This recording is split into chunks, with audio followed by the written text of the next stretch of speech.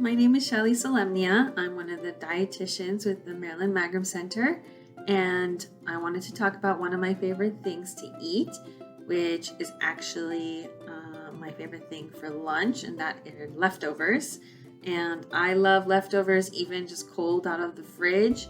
Sometimes I'll repurpose them for something else, or I'll reheat it. Especially soups and stews, when I reheat them, they cook longer and they simmer for longer, so they develop an even more delicious flavor. And I can even use them for something else. I can serve it over rice instead.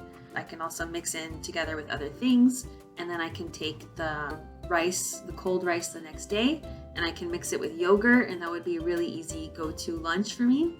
And what I also really like about it is that it's sustainable. Eating sustainably is super important to me, and one of the ways that I do that is by using leftovers and repurposing food. If I buy a lot of vegetables, I can use the scraps, like the skins and stuff of the veggies that I've chopped. I can put them in a Ziploc bag and freeze them, or I can put them right away into a pot and make a stock out of it, so I can have veggie stock, veggie soup for later.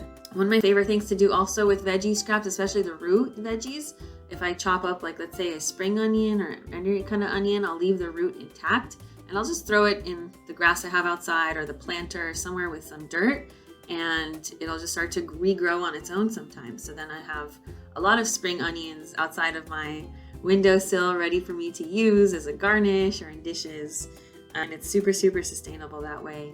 I also try to use certain organizations that save vegetables from farmers, or they're called like ugly vegetables, so that I can use the foods that are perfectly fine. They just aren't visually appealing, but they taste just as good. And so that way we're saving the veggies that would have gone into the trash anyways. So those are my favorite ways to eat sustainably, and how I use leftovers. And that's it.